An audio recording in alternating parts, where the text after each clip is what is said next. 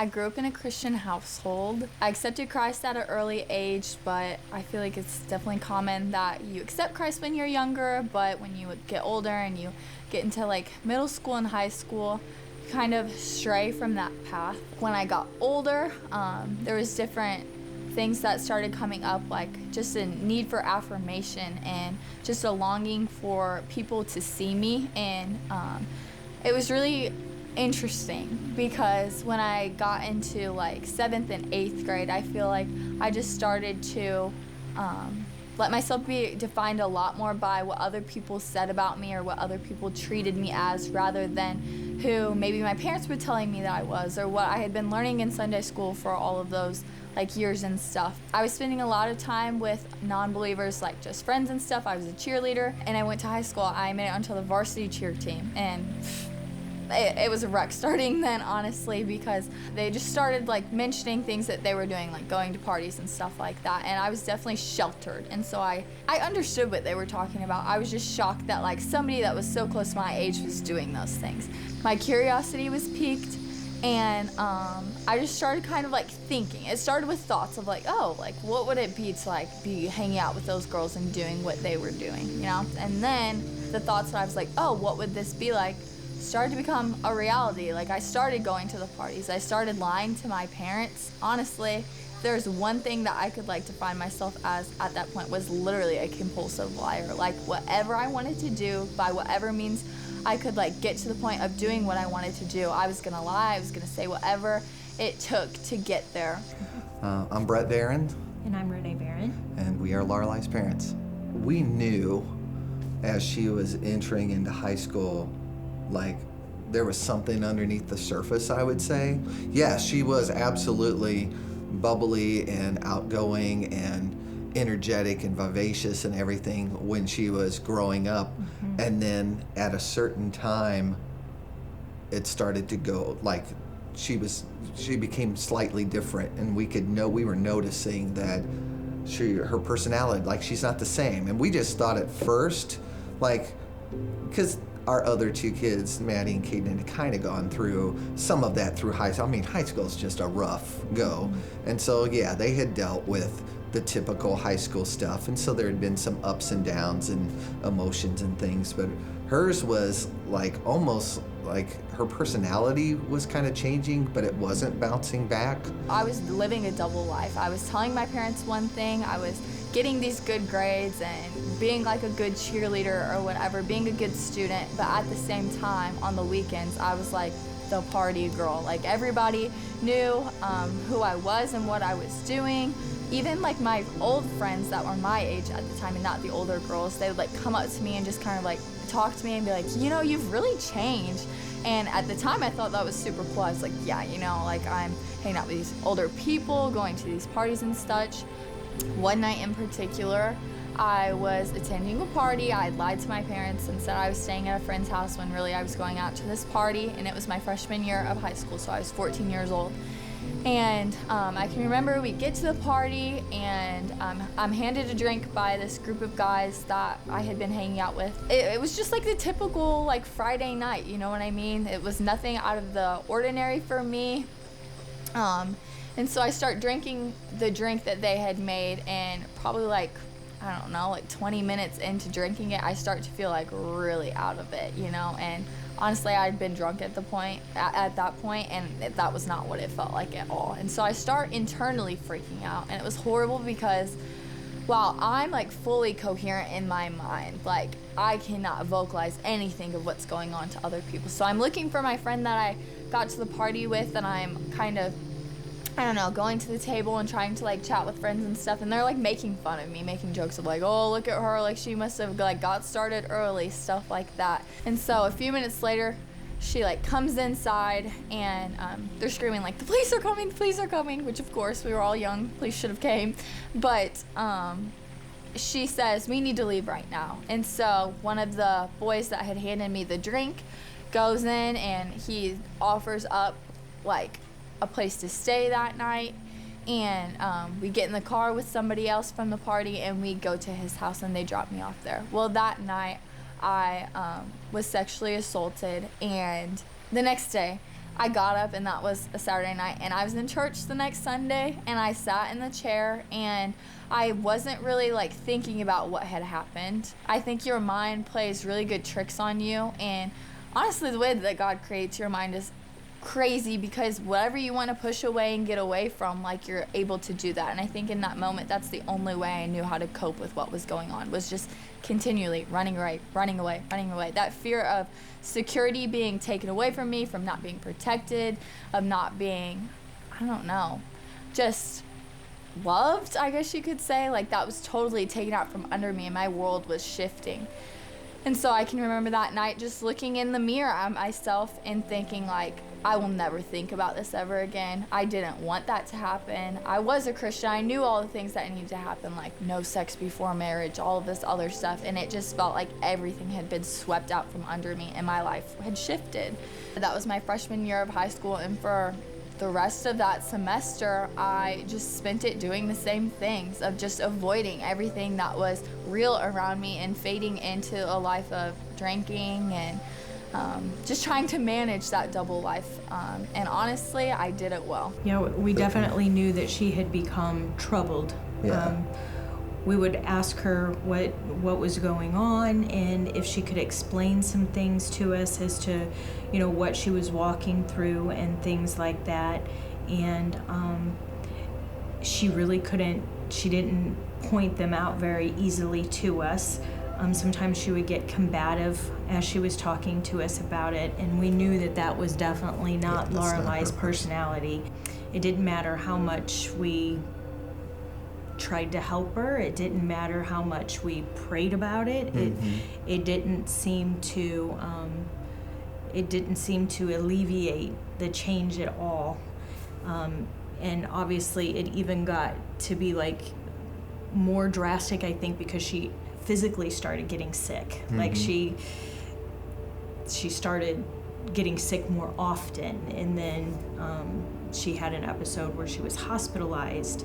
Looking back, I know it was because of all the stress and trauma my body was put under, but literally, like, I could have died. Like, I was in the hospital in the ICU for a week, and they couldn't figure out what was wrong with me. And during that time, I feel like subconsciously, God was just kind of speaking to my spirit of saying, like, okay, you can't keep this up. You can't keep up the double life act. Like, it's got to end at some point. And so even after that experience, I mean, so many people were praying for me, and it was just kind of, I don't know, the first of many, like, shaking me awake. And even after being in the hospital, I would go to parties, and I can remember, like, it was crazy because the minute that I would step in the doors, like, somebody would call me. Like, my sister would call me, and she'd be like, hey, where are you? And I'd, like, walk outside and try and, like, end the call super quick, or I'd ignore the call, or my mom would, like, text me and be like, are you sure you're okay? Like, the minute I would step into the person's house, or just be doing these things. And it was just crazy about those little, like, knockings of God just being like, hey, like, this isn't who you are. This isn't what you're supposed to be doing. I just kept on feeling like God was saying to me, like, you need to tell your parents, you need to tell your parents. And even I started to recognize, of like, okay, something's got to give. Like, I have to at least, like, say something. I was sitting downstairs, and my sister comes walking in the door upstairs, and she worked at this, like, summer camp with people that were my age, and they, like, worked with her. And I knew this one boy from when, like, literally preschool, and he had talked to my sister, and he was like, oh, so your sister's a real party girl. And she's like, what are you talking about? Like, no. Like, Laraeli, no, that's not her. And literally ratted out everything that I had been doing. Maddie brought us some information that made us dig a little deeper into that, and it was about how Laraeli had been living a double life, and so immediately we knew that we had to do something. I think that with having the other two, we had tried to pry before, and we had helicopter parented with the best of them. Yes. Like, I had read the books. I had done the things that I thought all good moms did. Like, I talked to all the parents. I did all the things, and so I think that, like, when it got to be that it didn't work and there was no book that was going to be able to identify exactly what was going on, we had to surrender it to God. Yeah. It is the biggest miracle to be found out. Like, the biggest blessing in my life was being found out that day, because when I was talking to my parents, I realized like how depressed I was at the time and how close to making a really big mistake I was, honestly. And when you have your whole life found out, like, you've been drinking, you've been lying, you've been kissing boys and lying about it, you've been dating people, like just a whole different child than what you think your child is, and you're met with love, and you're met with grace, and you're met with help, instead of what I thought was going to be like, you're grounded, you can't ever go anywhere or do anything. No. When I think about how much I've been forgiven and all of the stuff that I have done, those things that make me cringe the most inside, is the stuff that like God's hugging me, holding me the hardest in those moments. When I think of that, there's no amount of me being, well, you should have. No amount of that is going to change anything. You know, like why you can't combat the hurt and the pain and all of that with more shame. No. You know, like I haven't, like, I've done stuff that has, like, that I'm racked with shame for decisions and things that I've done throughout my life. So I know that doesn't work. You know, bringing shame or blame upon someone, that doesn't make them want to change. That's what has them in the bad cycle to begin with. That's why Laraeli's not telling us what's going on, because she feels shame about it. So for me to think that I'm somehow going to, you know, make it better for her by saying, well, what were you doing and why did you, that's I knew that's not the answer. Like, seriously, the story of the prodigal son, and then the father running and meeting him right where he was on the road, was exactly how they treated me, and I did not deserve that at all. I had lied to their face. I had just done the most horrible things, called them horrible parents, like all this other stuff. But really, it started when, like, I was found out. We had prayed and prayed and prayed and asked for wisdom and guidance throughout that entire situation. And we got our counsel as soon as we found out. A godly counselor that was just, I believe, handpicked by God. Yeah, absolutely. I ended up seeing a counselor, and for probably about 3-4 months we were working, and she was just trying to kind of, I don't know, soften me, I guess you could say, get me to be a little bit vulnerable with her, and I was to a certain extent, but I still was not surrendered to Jesus by any means. And so I decided, I was like, okay, I think I like this lady. I'll listen to a little bit of what she's saying. And I liked her because she let me keep this boyfriend that I had at the time. She like told my parents, she's just gonna run away from you if you don't let her keep the boyfriend, so she let me keep the boyfriend. It was whatever. I think that there was a part of us that truly just wanted to stick to it was just her situation, or it was just like high school was going to be different for her. She was so sensitive that it was going to be a little bit more complicated for her. And so we wanted that to be the answer. We wanted that to be the simplified answer. But when we had taken her to the counselor, the counselor had told us, you know, typically there are ups and downs, but Laraeli is just very, like, almost like she says, like, rise and fall, but she's not rising, but she's not going back to like that base level. Like there's something else that's there, because I think, didn't she even say, I don't know what it is, but I feel like there's something that she hasn't fully been transparent about yet. Right. And so we were kind of in the back of our mind wondering what that was going to be. And we prayed, we said, we knew that Laraeli was strong enough that if she didn't want to tell us, she wasn't going to tell us. But we also knew that in order for her to get any kind of relief, or in order for her to move on, that it had to be done. So we just prayed like so hard that the Lord would just work out in her what needed to be worked out, not having any idea that what she was going to tell us. A few months into counseling, I had like woken up one day, and that boyfriend, we were like trying to figure out what we were gonna do that day, and it just ended in a horrible fight. And he was like, I'm just done. I'm done dealing with you. I'm done talking to you. I'm just done, and I don't want to be with you anymore. And then I was sobbing, and I was like freaking out, and it was a breaking point for me, because I was realizing like everything that I was chasing at and trying to like craft for myself, like this secure little space, this fun little life of exactly how I think it's supposed to look, like it just kept being taken away from me time and time again. I was like, what is going on? Like, this sucks so bad. And I'm crying on my back porch, literally sobbing. And it's cold outside, and I sit up and I grab my phone that was sitting next to me, and I call him. And I'm like, you want to know why I'm not getting better? You want to know why like I'm depressed all the time?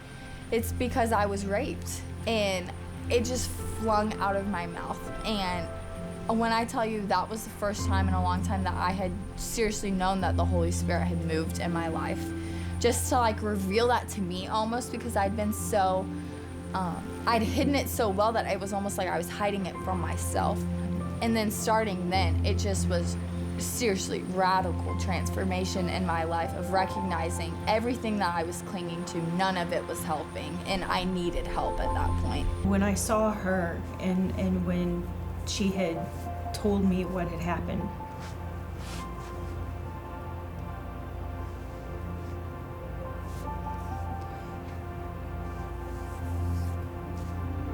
the only thing that I could think of was Laraeli. Like, all I could think of is, how do we do what is best for her? Like, she has been carrying this around with her for so long without anybody, without either one of us. Like, what do we do now? Like, Lord, tell us exactly where do we go? What do we need to do for her? I can honestly tell you, what she had done and what she had hid from me, none of that even crossed my mind. And we didn't want it to be for nothing. Like, we didn't want this to be something that was done in the dark and stayed in the dark, and that Satan would continue to just bring up in her life at various times. We wanted to walk her through restoration as God wanted her to be restored. I won't lie, like immediately after I pressed charges and I was at school and he was arrested at school, it was the hardest, the lowest point in my life of walking down the hallways and having everybody yell at you like, you're such a whore, or like, that didn't even happen, or you were just drunk, you were asking for it. Like, just hearing these things said, and like even like stupid memes that they made were so offensive, and it was just so hard to sit in a space of like, I have to go to school every day, and there's really nothing that I can do in this situation besides press in and pray that God would be with me, because I was fearful for my safety too. And so seeing the guy that did that to me every day in the hallways and having to like just walk and know that God was with me, like God was with me, and I just kept on envisioning him holding my hand and walking me through. And by the end of that February, I decided that I was going to rededicate my life to Christ and be baptized, and that's exactly what I did. And I can remember crying so hard that night and getting into the water and coming out of it and just feeling such relief, knowing that like I just felt clean again. Like, for such a long time, I just didn't feel like myself. I felt like I was disappointing everybody around me. I felt like everything I was doing was a lie. And I was just honestly in anguish, and I was hurting so badly. But then coming out of the water, it was just like, I felt like God was saying like, no, you are mine, like you are mine. I was talking to our counselor about it, and she helped me to see something that was just so much more characteristic of Jesus than anything else. She explained to me that he didn't leave Laraeli when she was in that situation, that he was there and he was crying and he knew what was happening. He was there and he was just as heartbroken and just as sad by what was happening to Laraeli as we were. He didn't leave her. She wasn't a sacrifice. He didn't allow that to happen so that our family could be what it is. Yeah. But because that happened, he turned all of that and he used it to glorify himself in a way that is necessary in these kinds of broken situations in order to get any kind of relief, I feel like. He knew that eventually what would happen would be that he would take it and he would restore it into something much better, that Satan had a time, but that the rest of the time was going to be his. Coming out of just everything that had happened and being so vocal about what had happened to me, I feel like I definitely saw a distinct difference in my family dynamic. And I think that something my family struggled with before that incident was just kind of, we were Christian, but we were like culturally Christian. Like we were at church every week, but we weren't praying in our home. We weren't really talking about Jesus at the dinner table or anything like that. And I think that with me opening up about what I was going through, then it was like a chain reaction where next, like my dad started talking about what he had been walking through and how he just started being truthful about some things that he had been struggling with. We look at all of this and you're like, that's horrible, that's horrible, that's horrible. But that's like, I am all knowing, I am all powerful. I don't just see into the future, I'm already in the future, I'm there. And he's like, this is the way. Like, this is the way that I reach all of you. Like, this is the way that your marriage gets restored. This is the way that I get Caden out of his depression and the cycle that he's in and I want to use him in great ways. I want to use him in ministry. And then it was like my sister. I got to watch her, who she, for a long time, didn't have a relationship with Jesus, and she would just mention about like, oh, well, I don't really know about Jesus, but like, she would just ask me questions about it. This is the way that it's like Maddie right now, who doesn't want anything to do with church at all. Like literally having fights with her to get her just to come with the family to church. That's how I'm gonna get a hold of her. And I would be able to answer it, and I would be able to, as best I could, pour into her and tell her about the scriptures of like, well, God promises to not leave you, and God, I know He has a purpose for you. To see what Maddie's doing now and know what that child was, the attitude that she had about church, like not even like 4 or 5 years, I'm like, what in the world is, like, who is this person? The more we prayed, the more he did. Like, the more we ran to him, the more he opened his arms, the more he offered to us, the more grace he gave us, the more so. It's certainly not anything Brett and I ever, like, we lectured, God loved. Yeah. Like, we tried to lead, but God, like, loved hard and like was showing us through how he loved, how we should love. And so I think that it was obviously the worst situation, but I think that we would be foolish to not see everything that God has just like brought through it. And it's an insane feeling when God does use the worst possible things. I mean, whenever he says that he will take the worst things and turn it for the good, he really means it. Yeah. It was just so unique, honestly, to see that like something that I thought for a long time was going to ruin my life. Just seeing how Satan intended for that to ruin me and to ruin my story and generations to come, and yet like literally God met us where we needed him most. What Satan intended to destroy Laraeli and then in turn destroy our family is what God used, flipped it on its head, weaponized it, turned it into a weapon that we now as a family are using to fight back against the enemy. And now, instead of him delivering punches and delivering blows, we get to deliver some of the blows.